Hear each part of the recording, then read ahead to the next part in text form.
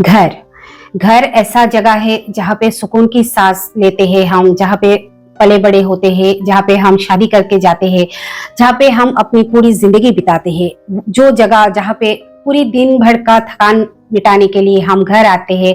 घर हमारा वो जगह होता है जहाँ पे सब कुछ होता है, परिवार होता है, शांति होती है, पीस होती है, जहाँ पे हमें चैन की नींद, प्यार से कोई खाना खिलाने वाला या खाना खिलाने वाली जो घर पे रहते हैं, जो जगह है वो होता है घर।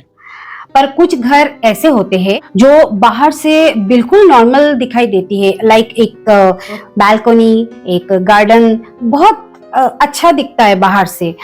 पर जब उस घर पे आप एंटर करोगे, जब उस घर पे आप अंदर जाओगे, उसकी जो हवा होगी ना, वो ही आपको फील होगा कि there is something toxic, something negative in that house. और ऐसे घरों में कभी भी आपको सुकून नहीं मिलेगा। वहां पे सिर्फ कंट्रोल, फियर, डर और एक साइलेंस, एक चुप्पी होती है, जहाँ पे आप बात करने से पहले भी सोचना पड़ेगा। खुद के घर में ही बात करने से जब सोचना पड़ता है, जब सोच के एक एक शब्द मुंह से निकालना पड़ता है, वो घर कोई नॉर्मल घर नहीं है। वो घर होता है एक नार्सिसिस्टिक घर, जहाँ पे नार्सिसिस्ट रहते हैं, जहाँ पे नार्सिसिस्टिक एब्यूज के शिकार जो सर्वाइवर्स होते हैं वो लोग रहते हैं। वो घर कैसा होता है, कैसा माहौल होता है, वो घर पे जब वो नार्सिसिस्ट क्या क्या करता है एंटर करने के बाद, आज का ये वीडियो है। Hello, welcome you all to my channel mind and soul. Decode narcissist, take back all your powers. Narcissist को पहचानिए, खुद को बचाइए। Let's start today's video. मैं नार्सिसिस्ट और नार्सिज्म को लेके वीडियोस बनाती हूँ। आप सबको नार्सिज्म और नार्सिसिस्ट के खिलाफ डील करने के लिए अवेयर करती हूँ। अगर आपकी भी लाइफ में कोई नार्सिसिस्ट है और आप कोई टॉक्सिक पीपल से या सिचुएशन या फैमिली से डील कर रहे हो, तो मेरे चैनल को सब्सक्राइब करके मेरे साथ जुड़ जाइए, आपको बहुत हेल्प मिलेगी। तो चलिए आज का वीडियो शुरू करते हैं। एक नार्सिसिस्टिक घर की सबसे जो फर्स्ट पहचान होती है ना, the first thing, how will you get to know that घर इज ए नार्सिसिस्टिक घर?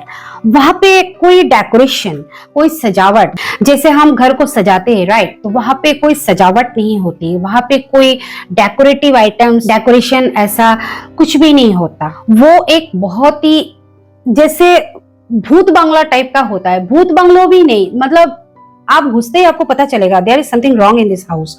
क्योंकि वो जो नार्सिसिस्ट है, उनको ब्यूटी और घर सजाना, शांति, ये सब चीज से उसको कोई मतलब ही नहीं है। क्योंकि उनके लिए उनका पावर डोमिनेट करना, आपको डोमिनेट करके रखना, कंट्रोल करके रखना, दैट्स मोर इम्पोर्टेंट, ना कि वो घर को सजा के शांति से रखना। इसीलिए वो घर कभी भी घर जैसा नहीं लगता। एक घर तो सुंदर से सजाया हुआ, भले ही छोटा सा हो, और बहुत सुंदर, क्लीन, डेकोरेटिव नहीं भी हो, चलो सुंदर, स्वच्छ, साफ सुथरा तरीके से अच्छा लगता है ना। घर में घुसते एक पॉजिटिव वाइब आता है। पर एक नार्सिसिस्टिक घर में ऐसा कभी भी फील ही नहीं होता, क्योंकि वहां पे राज करता है वो नार्सिसिस्ट, जो कि सिर्फ और सिर्फ कंट्रोल करता है। और वो घर बन जाता है एक युद्ध की मैदान, एक जैसे बैटलफील्ड। और वो चीज रिमाइंड कराते हैं सिर्फ एक ही चीज की, कि इस घर में किसका राज चलता है और किसका नहीं। हर समय एक कंपैरिजन चलता रहता है कि कौन इस घर में राज कर रहा है या कर रही है, या और कौन नहीं कर रहा है। एक बस अप डाउन, एक जैसे कंपेयर हर समय चलता रहता है। हम लोग कहते हैं ना कि दीवारों के भी कान होते हैं, पर नार्सिसिस्टिक घर में ऐसा नहीं होता है। दीवार भी सुनना बंद कर देते हैं, दीवार भी अपना कान बंद कर देते हैं। और एक साइलेंस, एक चुप्पी, वो साइलेंस हमेशा चिल्लाता रहता है। एक साइलेंस सा हमेशा रहता है, पर वो ऑर्डिनरी साइलेंस नहीं, वो साइलेंस चिल्लाता है वो नार्सिसिस्ट के जरिए। लिविंग रूम एक ऐसा रूम जहां सब बैठ के बातें करते हैं। सोफा होता है, टीवी होती है, जिसका जैसा है, सोफा है चाहे नहीं है। थोड़ा सा सिटिंग अरेंजमेंट है, जहाँ पे गेस्ट आते हैं तो बैठते, गेस्ट नहीं आते तो घर वाले सब मिलके बैठते, टीवी देखते, बातें करते हैं ना। एक इकट्ठा बैठने का जगह जो होता है, दैट्स लिविंग रूम। ये नॉर्मल घरों में होता है, पर एक नार्सिसिस्टिक घर में कभी भी कोई लिविंग रूम नहीं होता है। Yes, that's a very very true fact. Narcissistic घर में वो जो सिटिंग जगह अगर हो भी, सपोज कोई ऐसा जगह है जहाँ पे उसने बनाया थोड़ा बहुत थोड़ा सा स्टैंडर्ड हाई है वो नर्सिस का, उसने बना लिया थोड़ा सा जगह, अब वो जगह को एज ए लिविंग रूम वो यूज नहीं करेगा, वो जगह सेंटर ऑफ कंट्रोल होगा। वो डिसाइड करेगा वहां बैठ के कि कौन किसको कितना बोलेगा, कौन चुप रहेगा, किसको कितना कहना है उसके आगे, किसको गिल्ट फील कराना है, किसको ब्लेम शिफ्ट कराना है। Like that's the court room of that home. Like वो उस घर के जज है और वो लिविंग रूम को, वो सेंटर को, वो वहां पे बैठ के जैसे वो फैसला सुनाता है कि this and this, this and this, तुमको ये करना है, तुमको ये करना है।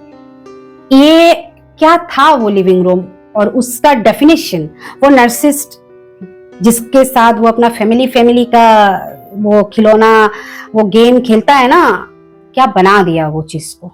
फैमिली टाइम अगर कभी कभार भूले भटके, कभी किसी दिन वो नार्सिसिस्ट थोड़ा सा चुप है तो सबने डिसाइड किया चलो आज वो थोड़ा सा चुप है, थोड़ा सा हम सब बैठ के थोड़ा सा फैमिली टाइम मतलब मिलके पास करते हैं। सब चुप होते हैं, चुपचाप बैठे रहते हैं वो जगह पे, क्योंकि वो टाइम पास तो करते हैं पर वो खुशी से नहीं, वो इतना थके हुए होते हैं ना अंदर से। चलो आज वो नार्सिसिस्ट चुप है तो थोड़ा सा हम सब मिलके शांति से 2 मिनट वहां पे बैठ जाए, क्योंकि थके हुए होते हैं वो, थोड़ा सा शांति की तलाश में चुपचाप बैठे रहते हैं उधर। अब वहां पे अगर वो नार्सिसिस्ट चुप है और बैठा है तो ऑब्वियसली सिचुएशन अच्छा नहीं होता है कि उसके सामने भी बैठे रहे हैं ना, क्योंकि वो नेगेटिव वाइब्स देता रहता है। तो घर वाले एक एक करके अपना अपना बेडरूम, या सपोज किसी के घर में 2 ही बेडरूम है तो अपना अपना जो जिस बेडरूम में रहता है वहां पे जाके जो जिसका कॉर्नर है बेड का बैठ के या चेयर में बैठ के they go to the room and pass that time कि चलो नर्सिस चुप है तो थोड़ा सा बेडरूम में जाके हम लोग चुप होके बैठे रहे। लिविंग रूम में गए थे वो तो बैठने नहीं दिया, सर पे आके बैठ गया, चुप है पर सर पे बैठा है, जो चीज मतलब नेगेटिव वाइब्स दे रहा है तो अच्छा नहीं लग रहा है, तो चलो रूम में जाके बैठ जाते हैं थोड़ी देर, क्योंकि वहां पे बैठेंगे, लिविंग रूम में बैठेंगे तो वो सर पे बैठेगा और कोई भी बात डिस्कस नहीं होगा। तो वो बेडरूम का एक कॉर्नर को हमेशा नार्सिसिस्टिक फैमिली वाले जो होते हैं ना, जो उस नार्सिसिस्ट का जो फैमिली है वो बेडरूम का कोई ना कोई कॉर्नर उसका ठिकाना बना लेता है और बदले में उसको ताना मिलता है कि तुम तो सारा दिन वो कोने में बैठी रहती हो। अब आप रूम में चले गए, साइलेंट होके बैठे रहे, आप अपने काम में व्यस्त थे, अपने अपने में, बच्चे भी अपने रूम में चले गए, जो जिसका जो रूम है वहां पे बैठ गए। अब क्या वो रूम सेफ है? क्या वहां पे आपको सच्ची में शांति मिलेगी, वो नार्सिसिस्ट से छुटकारा मिलेगी? वहां पे भी बैठ के आपको जो दर्द आपने छुपाया है, जो इमोशंस, दबाए गए इमोशंस को याद करते करते आपका भी मन कहीं ना कहीं वहां पे भी सैड होने लगता है, आप भी दुखी हो जाते हो और आप सोचते रहते हो कि चलो कोई नहीं, मैं अपना दुख के साथ हूँ, मैं अपना चलो फोन देख रहे या थोड़ी देर चुप हो। अचानक से वो नार्सिसिस्ट जो चुप था, अब उसको लगा कि सब लोग चुप है, लिविंग रूम में कोई बैठा नहीं है, रूम में चले गए, एंड देन ही और शी वही रूम में पटक जाता है एंड शुरू हो जाता है उसका खिट खिट पिट पिट। मतलब पूरे घर में लिविंग रूम बैठने का जगह है, वहां पे वो बैठने नहीं दिया, वो आप अपना रूम में आ गए, शांत होके कोना पकड़ के बैठ गए, बच्चे भी रूम पे है, वहां पे भी वो नार्सिसिस्ट आके आपके सर पे खड़ा हो गया उसका नार्सिसिज्म का पिटारा लेके। मतलब इंसान जाए तो जाए कहाँ, नहीं जाए तो जाए कहाँ। मतलब घर से बोलते हैं ना, घर से सेफ कोई जगह नहीं होता है, पर घर ही अगर ऐसा हो तो कहाँ जाए। नर्सिस का घर एक ऐसा प्लेस होता है, वहां पे लोग जीते नहीं है, सिर्फ सरवाइव करते हैं, सिर्फ सांस लेते हैं जिंदा रहने के लिए। अब ये सब सहते सहते सहते सहते आपको सालों हो गया, like years and years, ages and ages, कितना सा हो गया। एक टाइम पे आप भी तो रिएक्ट करोगे ना कि मैं कितना सहूं, है ना। तो एक टाइम पे जब आपने डिसीजन लिया अब मुझे और सहना नहीं है, इनफ इज इनफ, अब मैं कुछ डिसीजन लेने वाली हूँ या लेने वाला हूँ और उस घर में मुझे नहीं रहना है जहां पे वो नर्सिस रहेगा, या तो वो नर्सिस चला जाएगा या तो फिर मैं चली जाऊंगी या चला जाऊंगा, जिसका जो घर में जो है। तब आपने डिसाइड किया कि मुझे इस परिवार में रहना नहीं है, अलग रहना है। तो उससे एक परिवार का टूटना निश्चित है, एक परिवार का खत्म होना निश्चित है, क्योंकि वो जो घर नर्सिस ने बनाया था, वो जो फैमिली नर्सिस ने क्रिएट किया था ना, शादी वादी करके ये सब करके, उसका जो नींव है, उसका जो बेस है, वो प्यार से नहीं, विश्वास से नहीं, वो सिर्फ कंट्रोल और फियर से बना हुआ था, सिर्फ और सिर्फ कंट्रोल और डर से। और वो जब कंट्रोल और फियर अपनी हद क्रॉस कर देती है, जब आप डिसीजन लेते हो कि बस अब मुझे ना तो उसके कंट्रोल में आना है, ना तो मुझे उससे डरना है, तो वो घर घर थोड़ी ना रहेगा, वो सिर्फ एक मकान बनकर रह जाएगा। क्योंकि घर किससे बनता है? परिवार से बनता है, राइट? तो जब परिवार ही नहीं रहेगा, फैमिली नहीं रहेगा, तो वो घर काहे का? इट्स लाइक ए मकान, नथिंग लेफ्ट। सर्वाइवर के लिए, जो लोग सर्वाइव करते हैं वहां पे, फैमिली वाले, उनके लिए वो वाली सिचुएशन से निकलना बहुत मुश्किल होता है। पर एक बार अगर उन्होंने डिसाइड किया कि निकलना है तो निकलना है, तो वही पहला स्टेप, पहली सांस होती है वो वाली लाइफ का, वो वाली जिंदगी का, जो उसकी पावर को वापस लाने में मदद करेगा। वो उसको अपने आप, जो खोया हुआ आप था, उससे उसका मुलाकात कराने में हेल्प करेगा और वो नर्सिस के चंगुल से छुटने में मदद करेगा। दैट्स द फर्स्ट स्टेप, जब उसने डिसीजन लिया कि मुझे इसके साथ रहना नहीं है। और वो स्टेप आपको लेना ही पड़ेगा, भले ही आप उसके साथ लीगली रहो, भले ही आप उसके साथ सेपरेटेड रहो, डिवोर्स्ड रहो, या फिर अलग रहो, जैसे जिसको रहना है, या फिर उसके साथ रहो, तब तो बहुत ज्यादा आपको हिम्मत वाला या हिम्मत वाली बनना पड़ेगा, टू मच। और अगर आपने डिसीजन लिया कि नहीं, मुझ में इतना हिम्मत नहीं है उसके साथ रहने का, then you have to live in a different place. जरूरी नहीं है कि डिवोर्स है कि डिवोर्स लेके ही अलग रहना पड़ेगा, अलग भी रह सकते हो ना। जरूरी नहीं है कि शादी को डिसॉल्व करना है, जरूरी नहीं है कि रिश्ते को, रिलेशनशिप को, जो भी जिसके साथ जो रिश्ता है, पार्टनरशिप को जो भी डिसॉल्व करना है, नहीं, अलग भी रह सकते हो आप। और अगर आपको लगा कि नहीं, टू मच हो गया, इसको, मुझे ये रिश्ता को, ये शादी को मुझे कंटिन्यू नहीं करना है, डिसॉल्व इट। स्टेप आपको लेना ही पड़ेगा। You can spend your life और your kids life whole in a cage created by the narcissist. आप कोई कैद में कैदी बनके, वो जो नार्सिसिस्ट ने आपको कैदी बनाया, उस कैद में आप पूरी जिंदगी नहीं बिता सकते, राइट? आप नहीं बिता सकते। आप क्या कोई कैदी हो क्या? और वो क्या कोई जेलर है क्या? बस हंटर लेके आपको ऐसा चलाता या चलाती रहेगी? नहीं होगा ना ऐसा। तो आपको स्टेप लेना ही पड़ेगा। आपका तो ठीक है, आपके पीछे आपके बच्चों का भी सवाल है ना। You have to break the cage, not only for you but also your upcoming generations. आपको वो केज को, वो जो कैद है, वो जो जेल है, उसको तोड़ना ही पड़ेगा, सिर्फ आपके लिए नहीं, आपके आने वाले जो नस्ल है, आने वाले जो जनरेशन है, उनके लिए। उनको क्या लाइफ देना चाहते हो आप क्या चाहते हो कि आपके आने वाले जनरेशन भी वो जो नार्सिसिस्ट है उसके पीछे ही सब लोग पड़े रहे? नहीं ना, एक फ्री लाइफ देना चाहोगे। For that you have to take that step. किसी ना किसी को तो स्टेप लेना ही पड़ेगा ना। घर का मतलब ये नहीं है कि सब मिलके एक साथ में रहना है और सिर्फ रहना ही है, चाहे वो रहना बहुत ज्यादा टॉक्सिक हो, बहुत ज्यादा बुरा हो, बहुत ज्यादा आए दिन चिल्लाना, रोना, डांटना, गाली गलौज, मारा पिट्टी। दिस इज नॉट घर। घर वो जगह है जहां पे आप रहो, पर प्यार से, रिस्पेक्ट से, सेफ वे से। अगर वो सब चीज नहीं है तो जरूरी नहीं है ना ऐसा परिवार में रहने का।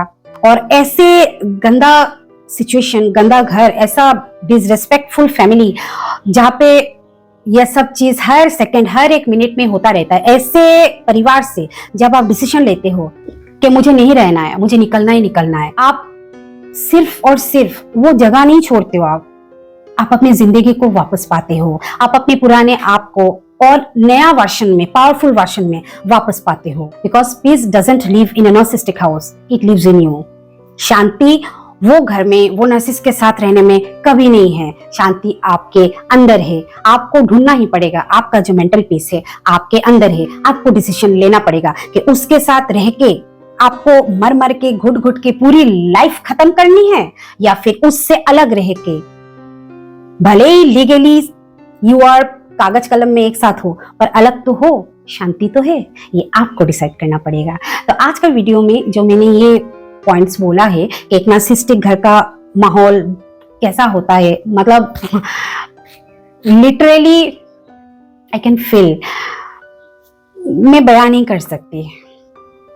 बहुत बुरा होता है, बहुत बुरा। मतलब एक दिन भी है ना, वो नार्सिसिस्ट अगर घर पे नहीं रहे, सपोज 24 घंटे के लिए वो अगर कहीं पे गया या गई, ऐसा फील होता है ना जैसे हम लोग स्वर्ग में पहुंच गए। लाइक बहुत शांति मिलती है, बहुत शांति। आप लोग को भी ऐसा फील होता है तो कमेंट करके बोलिएगा कि हाँ मैम, हमें भी शांति मिलती है जब वो नर्सिस घर पे नहीं रहता है। तो आज का वीडियो अगर आपको अच्छा लगा, एक लाइक जरूर करिएगा, हाइप जरूर करिएगा और मेरे वीडियो को शेयर जरूर करिएगा। मैं चाहती हूँ सबको मेरा वीडियो पहुंचे और सबको ये चीज के बारे में नॉलेज मिले। और अगर कोई मेरे साथ डायरेक्टली बात करना चाहते हो आपके लाइफ के नर्सिस को लेके, तो मेरे साथ मेरे इंस्टाग्राम में कांटेक्ट करिए, वहां पे एक चार्ज पे करिए, that is totally chargeable, and फिर मेरे साथ डायरेक्टली फोन पे आप लोग बात कर सकते हो। तो चलिए इसी बात पे मैं आज लेती हूँ विदा, मिलती हूँ आपके साथ मेरा नेक्स्ट वीडियो में। Till then take care, bye bye.